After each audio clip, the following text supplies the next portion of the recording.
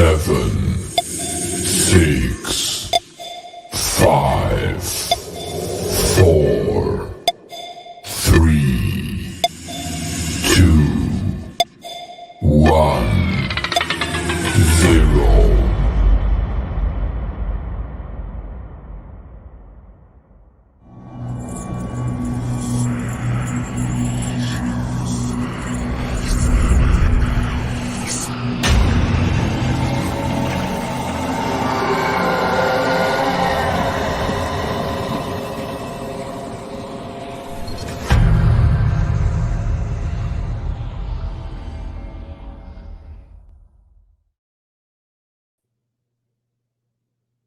For the last few weeks of our live presentation, we've been talking about intention. As a matter of fact, we've done some remarkable experiments, and you have been emailing in your experiences, the changes, the feelings that you get in setting your intentions and trying to make a difference. And you've asked that we could push this a little further. Now, we weren't done last week, and we have shuffled Cameron to next week. He'll be on with me live Tuesday night, so I want to make sure everybody's aware of that. But tonight, we're going to take a look at the power of intention.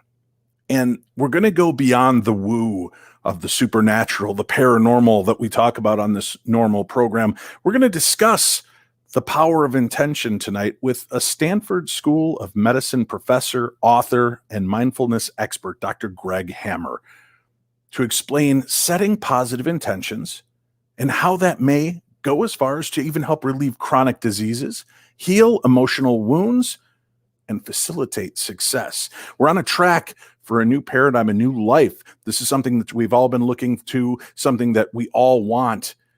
How do we get that key to start that motor? That's what we're going to discuss tonight. Unleashing intention.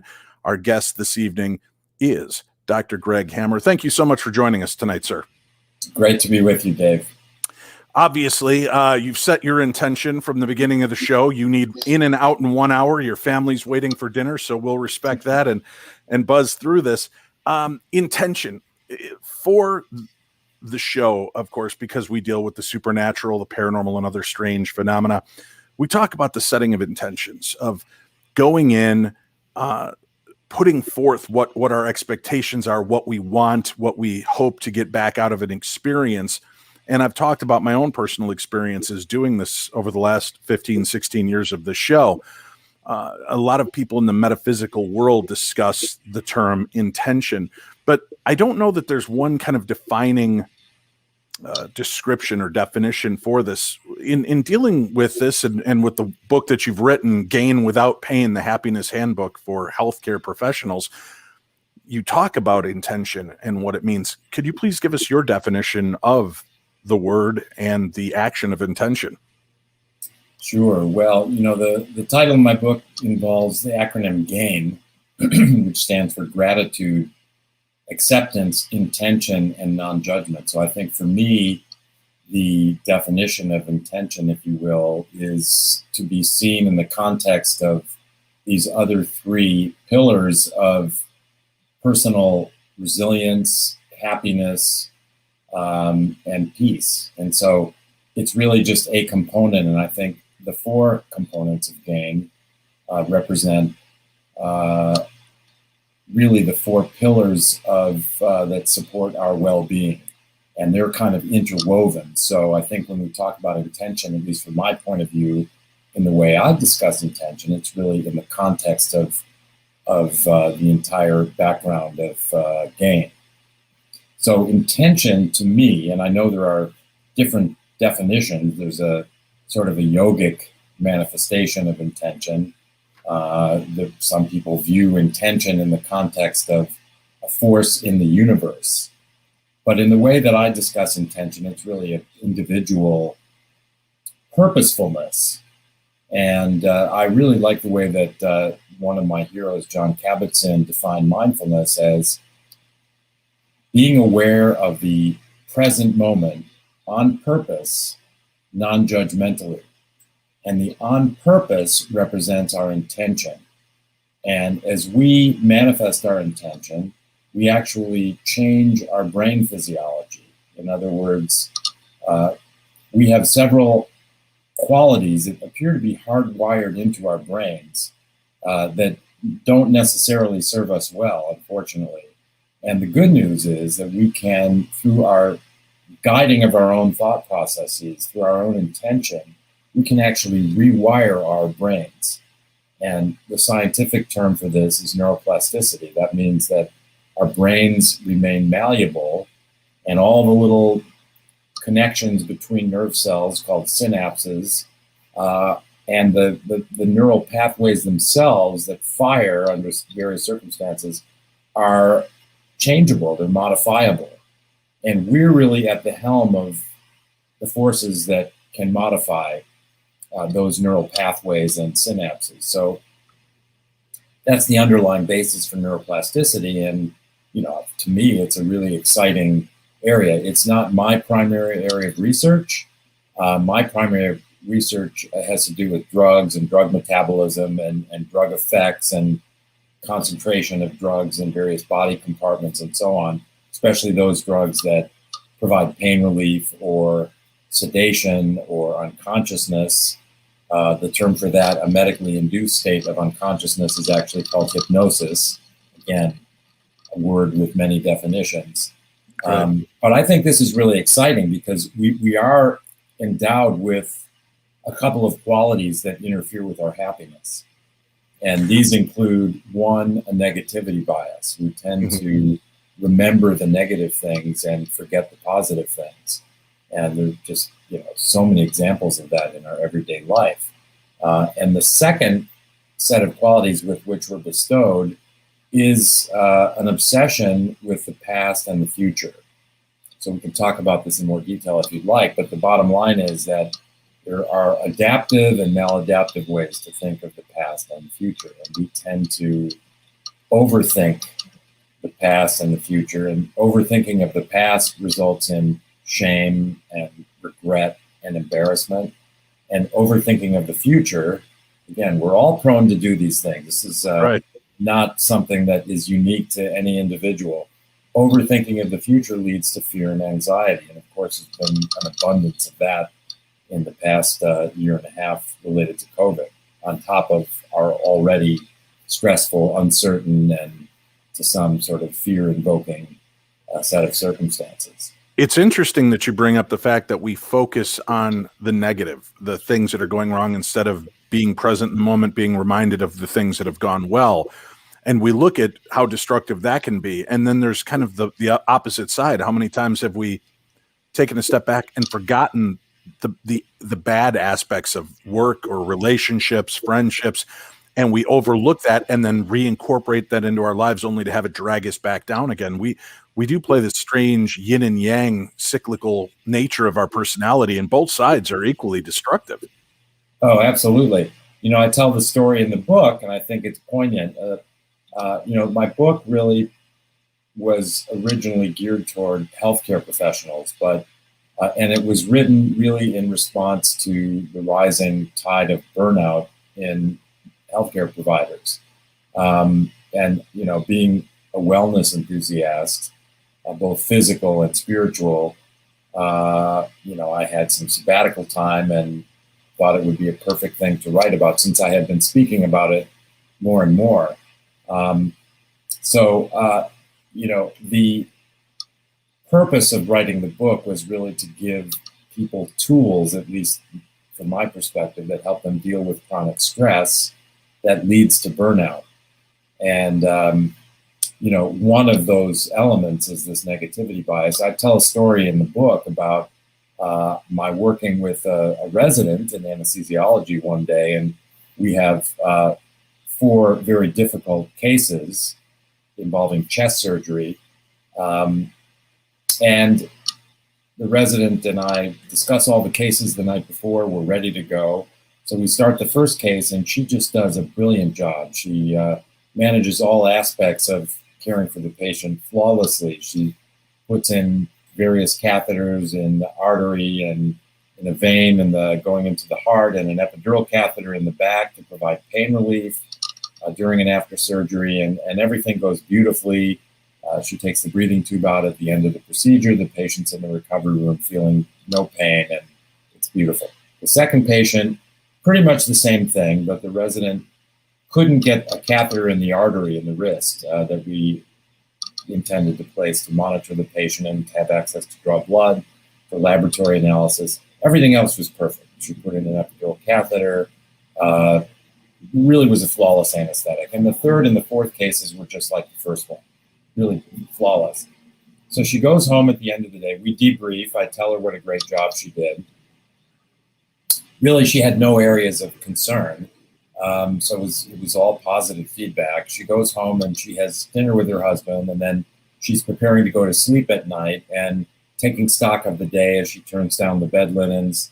And does she think about all the 99% of the things that happened that day that went well? No, she thinks and fixates on missing that little radial arterial catheter placement that Dr. Hammer had to come in and put in. And that's just so typical, First of all, she's a trainee, and even at my stage, we do occasionally, miss on a procedure. And but the fact is that she was great, and everything she did was almost perfect. And yet, she still went home and agonized over that one tiny thing that she felt she could do better. And I think that sort of exemplifies this negativity bias that we have. And again, the good news is, through intention, we can actually rewire our brains so we convert that negativity bias into more of a positivity bias.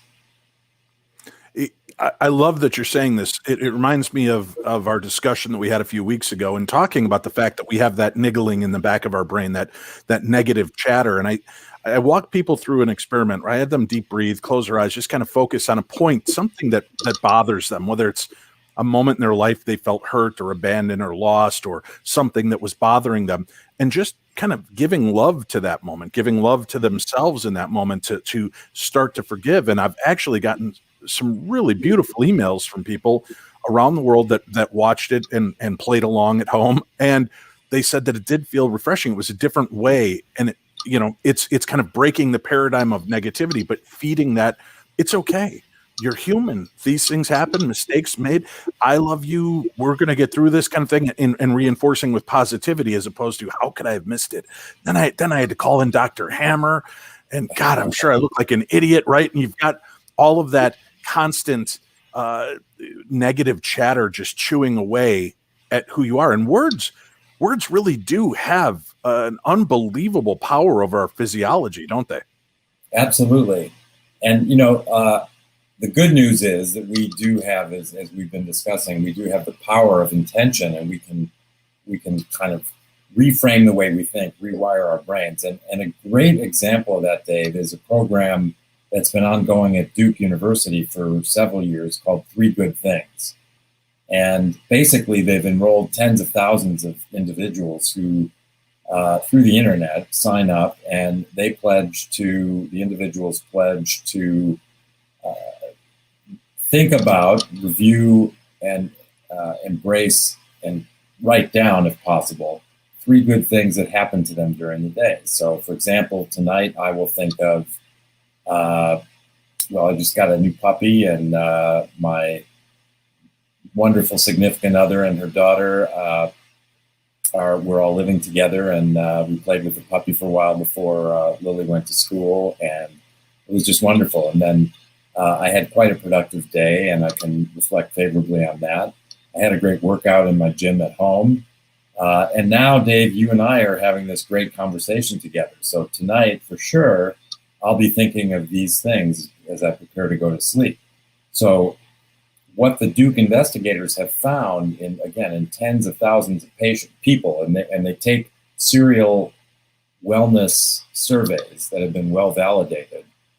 What they found is by practicing 3 good things, again, this is a practice that takes no time at all. You can just conceptually conceive of 3 things that went well during the day.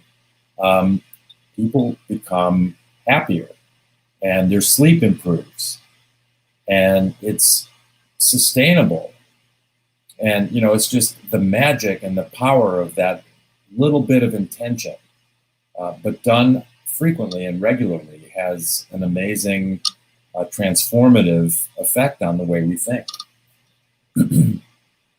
I like that, as you were talking in the beginning, as well as we're talking about how we work, we're stuck in the past. We're worried about the future.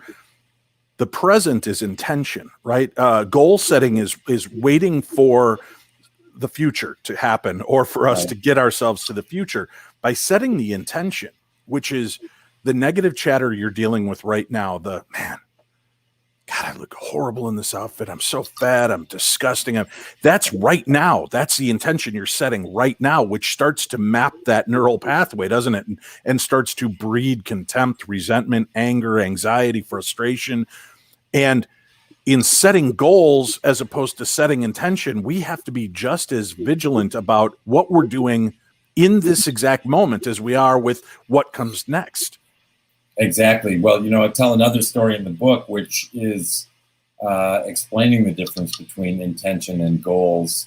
As you've made very clear, intention is something that is happening in real time. The only experience that we ever truly have is this moment. The past and the future really are just a series of thoughts that come and go. The only time that we really truly experience is this moment. And that's where happiness lives.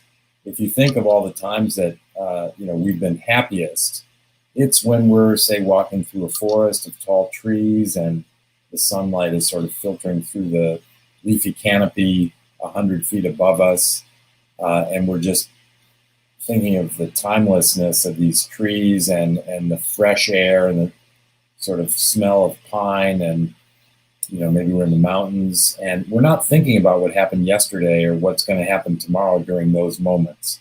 So if we can be present more of the time and really rewire our brains away from this obsession with the past and the future, we will be happier people. And, I think that's a very powerful analysis that, presence is happiness. And there's no question about that. And back to intention versus goals. So I tell a story in the book of I'm going to Saturday afternoon. It's a beautiful day. I'm going to take my bike off the wall in my garage, and I'm going to ride up into the hills west of Palo Alto and do some climbing and get to this ridge where I'll be able to see the Pacific Ocean. And, that's my goal, is to really make it up there and have that vista. So my intention, on the other hand, is enjoying every moment of the ride, every cycle of the pedals, feeling the pressure of my foot against the pedal and feeling my muscles contract sequentially as I drive the bike up this hill, and enjoying the scenery every moment. And that's my intention, is to just have a fantastic bike ride. And so I eventually get to the top, and meanwhile the fog has rolled in, and forget about seeing the Pacific Ocean. You can barely see 100 feet ahead. And welcome to life in the north central coast of California. And so I didn't achieve my goal of getting up to the top and seeing the Pacific Ocean, but I enjoyed my intention each moment of the trip, and it was wonderful.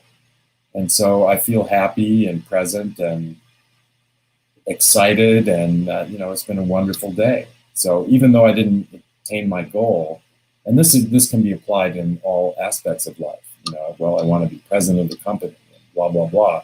And as you said, that's a future state, that's a future occurrence. So let's just go back to emphasizing our intention of doing our job the best we can, being the most kind and generous person that we can, being the most loving person that we can.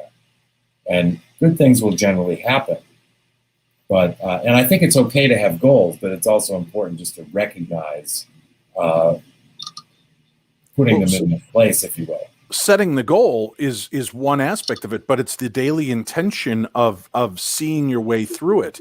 I love this aspect because I've done sales most of my life, and I look at kind of reflectively back now at how many times what I did in sales was about setting intentions for the buyer, which made me successful. When I sold general merchandise to grocery stores and drugstores, I didn't just say, "Oh yeah, I've got some brand new night lights, this, that, and the other." I told them, I've got these great night lights there, the Teletubbies, which are really popular right now on TV. My kids love them. I think if you take these clips, strip them up right in the cereal aisle by whatever your most popular sugar cereal is, they're going to see these. It's going to fly out of your store. I took them out of, well, I wonder if this is going to sell, into right now seeing for themselves. Yeah. If I hang them there, that's going to be the place to sell them, and setting that intention, not for myself, but for the client, and how much success I would hear back from the clients on that. And I don't know, maybe I'm misreading it or trying to reinterpret it, but isn't that in essence the same thing? Is not worrying about what could happen, what's happened in the past, but what can I do to make right now the most successful moment I can? Yes, and there are many, many ways we can do that, and in all walks of life and in all aspects of life, whether it's work, whether it's home, using our intention is of the utmost importance. So as part of my wellness teaching, I emphasize this gain meditation. And essentially, that starts with our intention the evening before. So, I talk to my trainees and residents and fellows, and I ask them what makes them feel well, what makes them feel happy, what kind of releases the stress for them. And they say, well, I love to go to yoga class, or I like to go for a long bike ride, but I don't have time to do these things very often as a resident. So I'm basically not doing them. And I said, well, how about if we introduce a method of bringing you peace and letting go of stress that takes 3 minutes.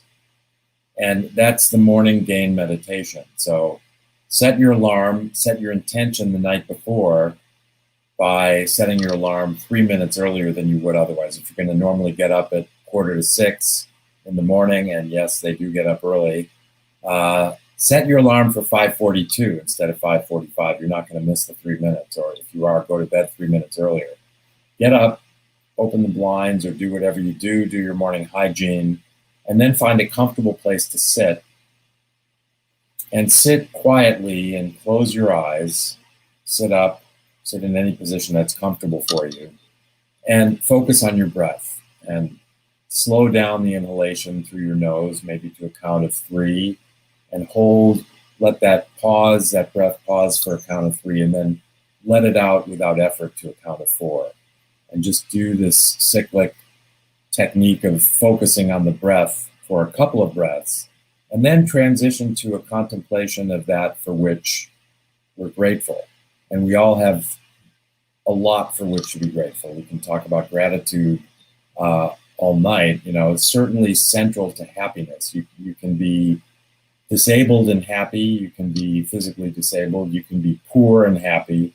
But you'll never see a person who's ungrateful and happy. So gratitude is obviously linked to happiness. And, so I think I have a lot for which to be grateful. I was diagnosed with a cancer some years ago and thought I might not be alive at this point in my life. And I take a immunotherapy pill every morning, and I'm perfectly okay. There's no evidence of cancer in my body.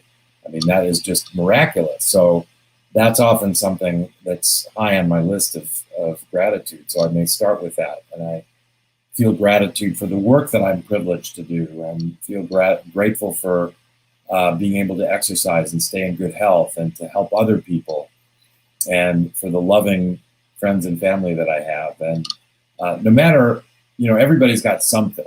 So you can decide to focus on the negative again, or you can be grateful for all of the positive things. And then we transition to acceptance, because life is full of pain and suffering. I mean, just look around the world.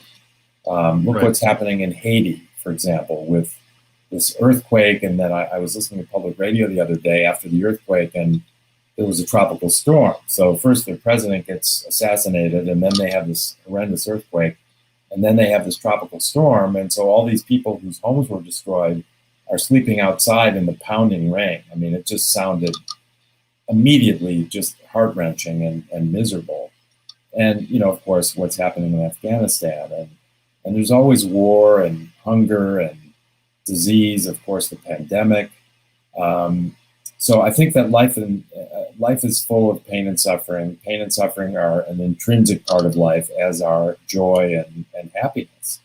So rather than try not to think about this, my approach is to embrace it. And actually, during the next part of our game meditation, we transition from gratitude to actually conceptualizing something that's representative of pain and suffering, and then visualize actually our chest opening and our heart opening wide, and bring this element of pain closer and closer until we merge with it, till there's no separation, till we can answer the question, can I live with this pain forever, in the affirmative. And when we do that, and we kind of cycle our attention to our breathing as well, you find that this is something I can live with, and it's not as bad as what I had conceived of as I tried to resist it. And there's a formula in the book, which is suffering equals pain times resistance. You know, in medicine, we love formulas. So you have this pain, and the more you resist it, the greater your suffering. On the other hand, if you just open your heart to it and fully embrace and accept it, acceptance being the opposite of resistance in this sense, your resistance goes towards zero and the suffering goes towards zero. The pain is still there, but it doesn't induce the same level of misery. And so then we transition from acceptance to intention. And again, I bring up the 3 good things. So this may be 3 good things that happened the day before, since it's first thing in the morning now. And we, again, make a commitment to bringing our thought process back to the present moment, since it's the only moment that we truly experience. And, you know, we dwell on the intention for 30 or 45 seconds, focus on the breath again, and then transition to non-judgment. And non-judgment is really essential because our minds are always comparing things in our environment. And again, our negativity bias comes into play, and we tend to compare ourselves to others unfavorably in a negative way. And so, oh, that person is taller than I am. That person is better looking than I am. I'm not as smart as that person. And in fact, we can bring our attention to non-judgment, where we drop these judgments. And in this part of my morning game meditation, I actually envision the earth as in one of the NASA images, where the earth is just suspended in the middle of my mind's eye. And the earth is neither good nor bad. There's no application of this judgment of favorable or unfavorable. The earth is neither good nor bad. We didn't create it the way it is. It simply is as it is. And then when we're getting a little bit more adept at non-judgment, we can actually look to ourselves and drop the judgment of ourselves, because that's, again, we're our own harshest critic. And so if we can think of ourselves as neither good nor bad, we're really winning. And then we return to the breath, and we focus on the breath a few more times, and then slowly open our eyes. And this really doesn't take very long. And we can then kind of set our intention for focusing on one or more of these gain elements during the day. So for example, if I'm going to drive to work, which I rarely do since I normally bike very close by, but let's say I am going to drive, I'm going to set my intention on dropping the judgment of the first person who changes into my lane without using their turn signal. And you know that we immediately start to judge that person. That, you know, they're a bad driver, they're inconsiderate, and probably some more expletives. And as I find myself starting to make those judgments, I'm making the intentional commitment to dropping those judgments. And actually, you know, this is something that there's humor in it, right? I mean, you realize you're making this judgment of the other person. You don't know that person. I'm sure we've all done just what that other person did. That doesn't make us good or bad. So just let the judgment fall away. And what happens, Dave, is we get a little dopamine hit in the brain. We get a little bit of that magic neurotransmitter release, and we actually have a pleasant sensation. So we get a little chuckle out of it. We feel a little bit, we actually feel good. So we've converted a negative experience into a positive experience simply by using our intention to practice non-judgment. That speaks to my heart in so many ways. One thing I've done, and I learned this many years ago. I wish I could remember who imparted me with this wisdom, but how many times have we been out somewhere and we've got cash in our pocket and we're doing stuff and moving our phones in and out, and then the money's gone. Oh, where did I? No, right? It's real easy to go into panic, anger, overload.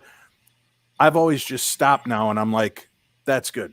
That's good, because that money's going to end up in the hands of somebody that needs it more than I do right now. And I feel better about that. I mean, it might not. Maybe it'll end up in the hands of somebody doing something stupid with it, but I'm repurposing that thought and taking myself from a place where I'm going to be spoiled all day because of one bad moment. Well, Dave, I know I'm sure I've got listeners like, oh yeah, so if you lose $400, hey man, if you have $400 in your pocket and you're not taking better care of it, at least be thankful this is going to be found by somebody who's probably going to need $400 as much as you did.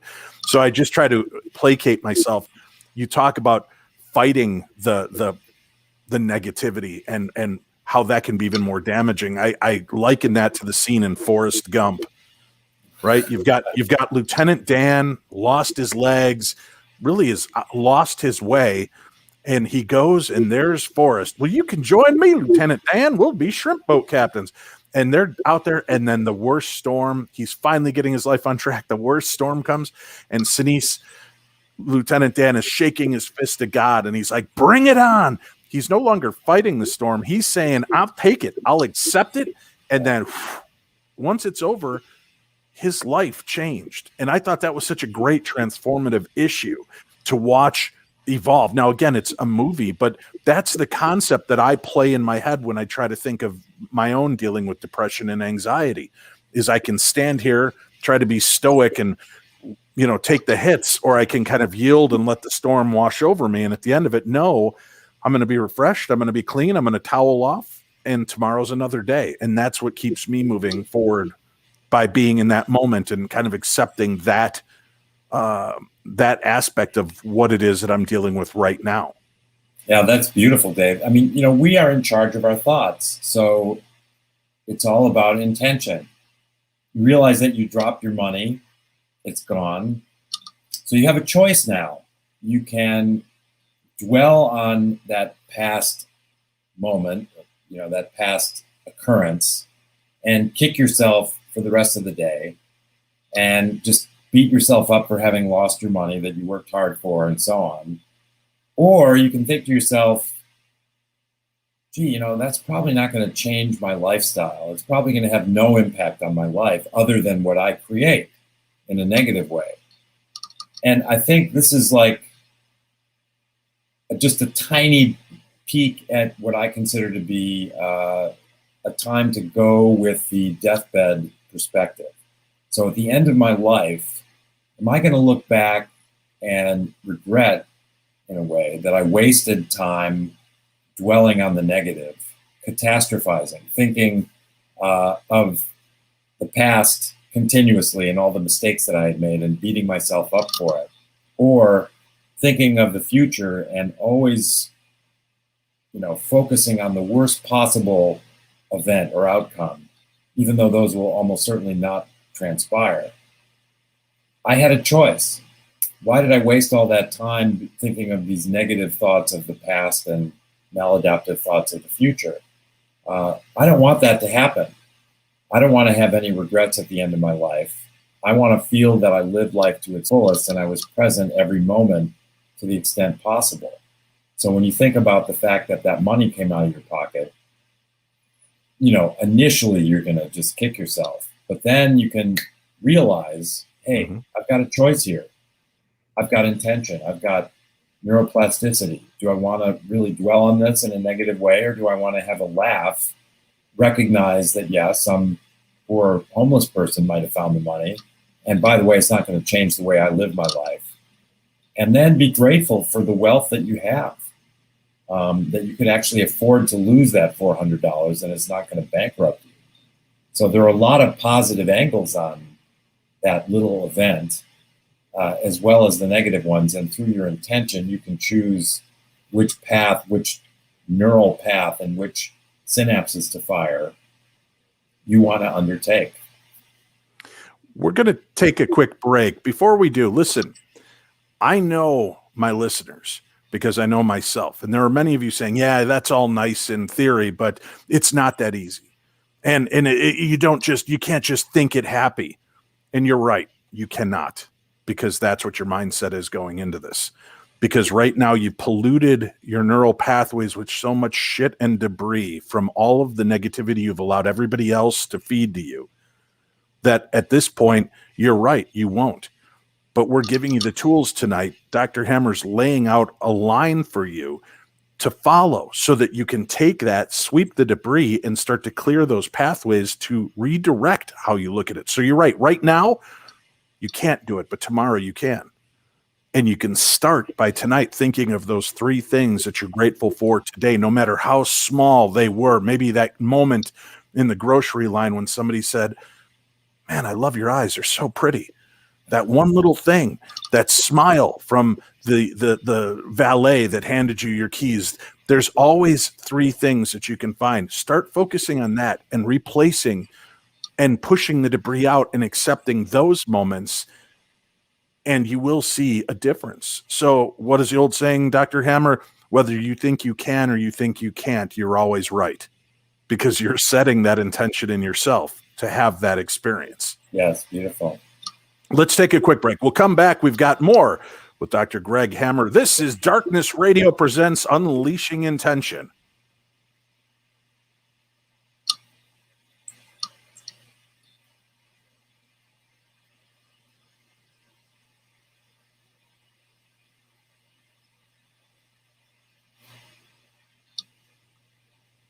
Welcome back to the program. This is the best in paranormal podcasting. This is Darkness Radio. I'm your host, Dave Schrader. Our guest tonight, Dr. Gregg Hammer. Dr. Hammer, I have to make a quick mention. We didn't address this earlier this week in our supernatural news, but the news is officially out. And I think this is pertinent to our conversation tonight. For all of you that have supported us with the Holzer Files TV program on Travel Channel, I want to thank you all for watching, the love, the support, the affection that you've shown, the team, Alexandra, Gabe, Cindy, Shane, and myself. We've had a wonderful time. At this point, they have elected not to continue the program. It's gone. We have to let that go. It would be very easy to wallow in the pain of that and wallow in the loss of our favorite show or the job that we love to do.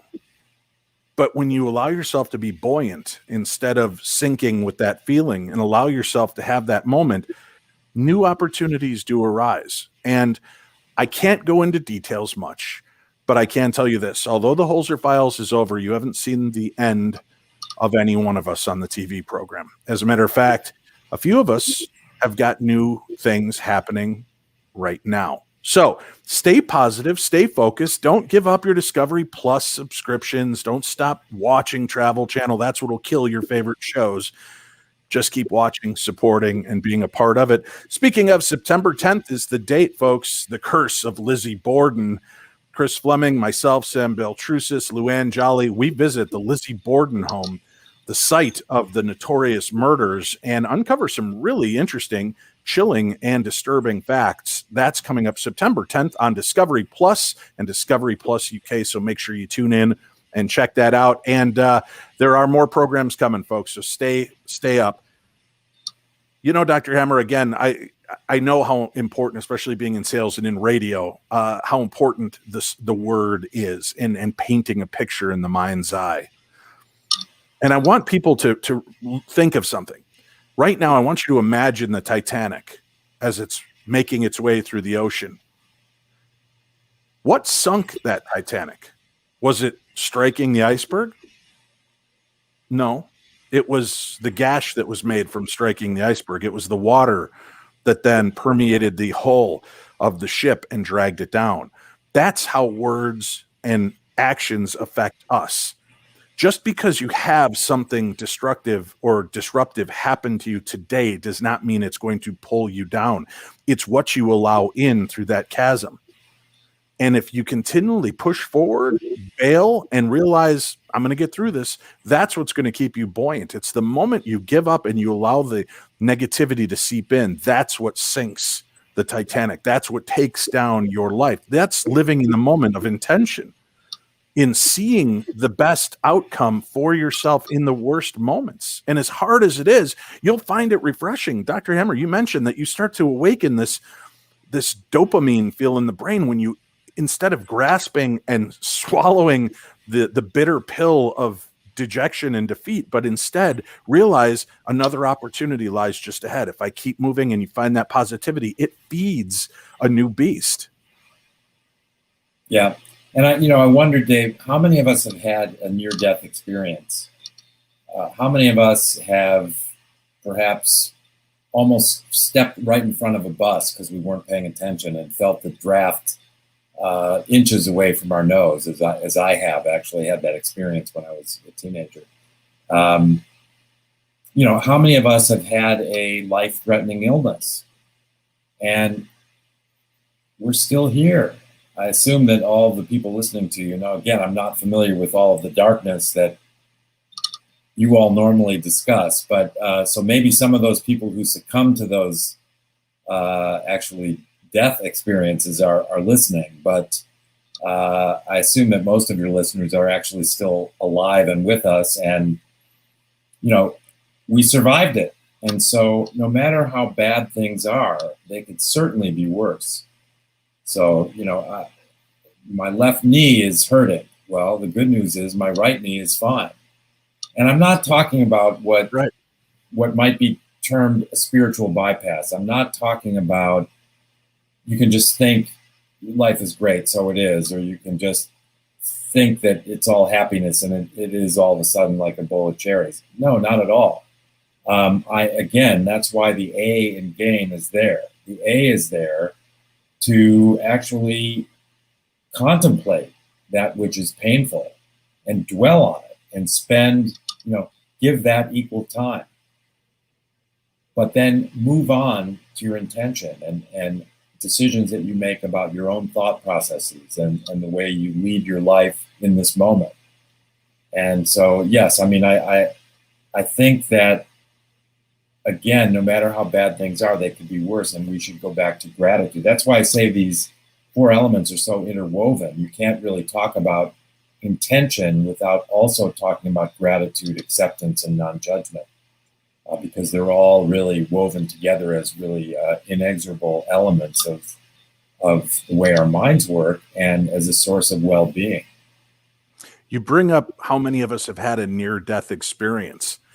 Right? Here's something, and Dr. Hammer, I don't know if this has happened for you, but I've mentioned this on the show in the past, and it resonates with me often. Do you know the times that have seemed the slowest to me are when I'm in the moment watching as the car is about to hit me, right? When I'm driving down the road with my 10-year-old son in the car and we hit a patch of ice in Minnesota and start to spin on a busy highway. And in what probably was a matter of 3 seconds, I carried on a detailed conversation with my son. I turned to him. I said, "I'm really sorry, buddy. This is going to hurt." And he said, "It's not your fault, Dad." And I said, "I know, but I feel bad. I should have been paying better attention." And we had this whole conversation while the car is doing a movie spin. And Dr. Hammer, cars are going around us on a slippery road without striking us. Then we come down and go into the gully in between, and I think, whew, all right, we made it out. But the car guns and starts to launch up into oncoming traffic. And I looked at him and I said, "Well, brace yourself, son." And he's like, "Okay, Dad, I love you." And I said, "I love you too." And the car stopped. And I don't think we've had that long a conversation since, right? In that moment, we weren't worried about what we were going to do this weekend. We weren't worried about what happened at work. We were worried about right now, and that we could become masters of time if we start living in the spaces in between all the shit that goes wrong in our life, and we stop putting it in front of us to beat ourselves up and looking back at it and letting it weigh us down. But being right here can walk us through this moment and enjoy it. And I think I don't know what that phenomena is, but man, time was not in control at that moment. Our lives were, and we enjoyed every last second of that moment that we had together. And we still talk about it today. And my son's, 33 and a father of 4. And, it's a powerful moment for both of us to still talk about. That's a beautiful story. I think that you nailed it. You described the experience of being aware of the present moment without judgment. And that is where happiness lives. And so you and your son shared that magical experience. And that experience is available to us all the time. Especially if you live in Minnesota, driving with me, we could spin through the roads every day. Actually, I had that not exactly the same experience. And I was alone in my first car, which was a Honda Civic, rolled off the production line. It was $3,000. This was back in, the mid-'70s, I guess. Okay. And I went to university I went to Northwestern, and then because of my academic interests, I actually transferred to the University of Wisconsin in Madison. And I was driving home to Chicago on I-94 in those conditions, and probably shouldn't have been driving, especially with a Honda Civic. So, I mean, it's just a tiny little tin can, let's face it. But I ended up doing 360s. People were going really slow. But I remember that experience of doing 360s and watching some cars go by me. And again, people say that when they have a near-death experience, and I'm not saying this was equivalent, but people who have maybe a myocardial infarction or heart attack, and their heart stops, and they're experiencing imminent death, and then something happens that somebody resuscitates them, and they live to tell the story. In that moment, or in those moments, people are liberated. The descriptions. I have a book by a Danish cardiologist who wrote about near-death experiences, and the stories have one thing in common, and that is that the people were in the present moment, and they were liberated. They were set free. And I think they saw the disappearance of this thing we call time and the thing we call space, and they were just in pure awareness. And I think there's a indescribable beauty in that. And again, I'm not saying that we can live every moment of our lives. We get up in the morning, we have to make a decision which leg we're going to put in the pant first. So it's not as though every moment is potentially like that. But the fact is that we have this present moment experience available to us at all times. And, the way we learn as an educator, I can feel confident in saying the way we learn is in small increments. So we can talk about baby steps. Take baby steps, little bit at a time, but we learn in small increments through repetition. So that's why I promote this gain meditation, which can be done in as little as 3 minutes, but it should be a daily practice. And the thing is that you get better and better and better at using your intention to guide you into gratitude, into acceptance, into non-judgment. And if you just take those baby steps every day, after 4 or 5 or 6 months, you'll look back and you'll think, wow, I'm just like the participants in the 3 Good Things study. I've really become happier. I sleep better. I'm friendlier to people. I don't get upset as easily. I'm more patient. I'm a better partner. It's remarkable. So there's no such thing as doing it wrong. There's no such thing as failure. As long as you're taking baby steps and you're pointing yourself in the right direction through your intention, you're going to have a better quality of life. And that's really all we can ask for. Our minds and our bodies are deeply connected. All that goes on up here can affect everything, and we forget that sometimes. Now, could you tell me, in being in the moment, setting intentions, do you believe we can reverse the ill effects of disease and aging? Not necessarily like we're, found the fountain of youth, but can we, at a molecular or cellular level, start to change who we are? Yes, we can.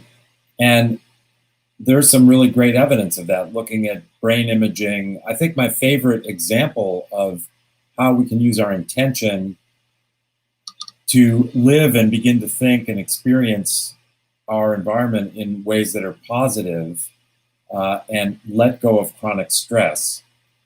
One of my favorite examples of objectively seeing that is by looking at little tiny structures that protect our chromosomes called telomeres. And there's been a fair amount written about telomeres, and I liken them to the little plastic caps at the end of our shoelaces that prevent our shoelaces from becoming frayed. So these little telomeres are at the end of our chromosomes, helping to protect them, helping to prevent damage to the chromosomes. Not completely necessarily, but they're protective structures. And as we age, the telomeres at the end of our chromosomes begin to get shorter. And this is something that accompanies aging. And it's wonderful because looking at those telomeres under the microscope provides objective evidence of our ability to, in some ways, reverse aging, as you said. So chronic stress is the source of a number of adverse physiologic conditions. So again, I talk about what's adaptive and what's maladaptive. The considerations of the past are adaptive to the extent that we think of our mistakes and learn from them. Our contemplation of the past is adaptive to the extent that we savor our loving memories. And our contemplations of the future are adaptive to the extent that they help us put bread on the table. We have to do a certain amount of planning, and also that we look forward to wonderful times with friends and family. But beyond that, dwelling on the past and future is maladaptive. And so it's very much the same thing when it comes to stress. Acute stress can be adaptive. So you're at a party, there's a swimming pool, it's a nice summer day, and you hear a splash, and lo and behold, there's a missing toddler. And the toddler that's missing is in the swimming pool. And now I've got this burst of adrenaline or epinephrine in my body, and my serum cortisol goes up, which causes my blood sugar to go up. And this gives me the energy and the presence to jump in the pool and rescue the toddler. So that's an acute stress response that's adaptive. However, when this kind of physiologic change associated with stress, even at a much lower level, persists for days or weeks or months, there are a lot of observable adverse effects. And this includes, for example, adverse effects on our heart and our blood vessels. The chronic elevation in cortisol elevates our blood sugar. It makes us prone to diabetes. It causes our heart rate to go up and puts a stress on our heart. And this adversely affects the cardiac function and vascular function as well. There are other hormonal changes associated with chronic stress. Chronic stress certainly interferes with our sleep, as we can all recognize. Insomnia is probably one of the most, if not the most, common maladies that we deal with as humans. And chronic stress definitely has a role in that. And chronic stress causes our telomeres to shorten. And it has been demonstrated that people who take a mindfulness-based stress reduction course, for example, for 8 weeks, and then have a mindfulness practice, and I would consider that to be like my gain practice, over time, their telomeres begin to lengthen again. And so this is a sign, it's sort of a biomarker, if you will, of, you want to call it the reversal of the aging process? Sure, because chronic stress causes our telomeres to shorten, and aging is associated with shortening of our telomeres as well. So chronic stress induces a sort of aging-like change in our bodies, and we can reverse that by letting go of the chronic stress. And we do that through intention. And, in my case, I teach gratitude, acceptance, intention, and non-judgment as a practice. And then also we have to acknowledge that there are pillars of our physical well-being, as well as the gain elements for our emotional and spiritual well-being.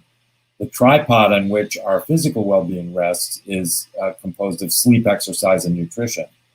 So we could talk all evening about how to use our intention to improve our sleep hygiene, There's a lot of things we can do with regard to alcohol, caffeine, screen time in bed, etc. We can improve our sleep hygiene if we set our intention to do so. Exercise, even just walking around the block, is better than not getting up and walking around the block. Many people have been sitting too much on their rear ends during COVID, and people talk about the COVID-19 as the 19-pound weight gain. And then nutrition. I'm an overachiever, Doc. I think I'm at the COVID 38 level at this point. So anyway, I not to go on for too long, but using our intention to focus on improving our sleep, exercise, and nutrition, as well as a daily ongoing practice to reduce chronic stress in our lives, will be associated with lengthening of our telomeres, normalization of our blood sugar, reduction in our heart rate, improvement in our cardiovascular fitness, et cetera, et cetera, et cetera. And this is all related to intention, if you will, Dave. It's beautiful in a way. It is. It's very beautiful. And to know that we have the ability within ourselves to change these things. I think we've all become victims of victimhood, and we carry that victimhood like a shield, almost a badge of honor. And instead of laying it down and allowing ourselves to heal, we keep carrying this burden with us of the things that we've done wrong in the past, the things that we've seen and done, and the things that we fear we're going to have to deal with in the future because of that. But in being in the moment, setting the intentions to clear away the minefields, that will be what will help give us back our own life, our own intention. When we do intention experiments on the show, everything from people saying, Dave, California is dying, we need rain. And we've done strange weather experiments on the show over 15 years where we do an intention experiment on the air. 3 days later, rain shows up that they had no forecast for. We started looking at another element of it. And I think this was the big key element that was missing from The Secret, that book that came out. The Secret was all about manifesting. I want that front row parking spot. I want that spot. And sometimes it works, sometimes it doesn't.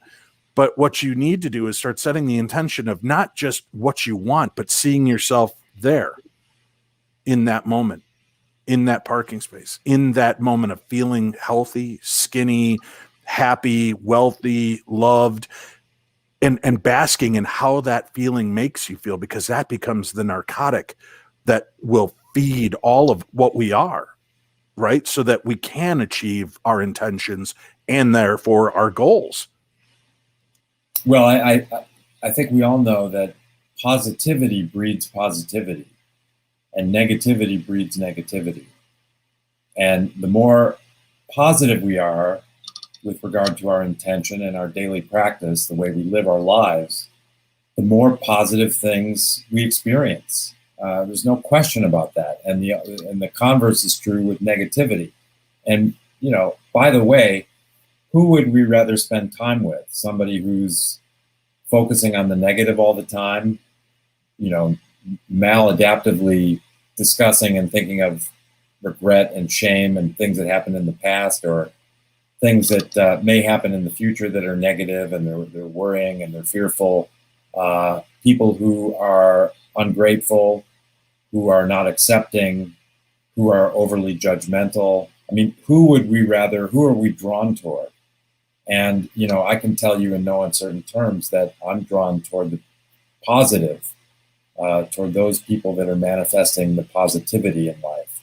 Although I have empathy and sympathy for those that are mired in a negativistic way of being, I certainly wouldn't choose to spend time with them unless they needed me for some reason, here and there. But I wouldn't plan on spending an evening with somebody like that. And so I think it's just another little example of the power of being positive and present. With that said, I set the intention to have a positive evening with an interesting and fascinating speaker that could help shed some light.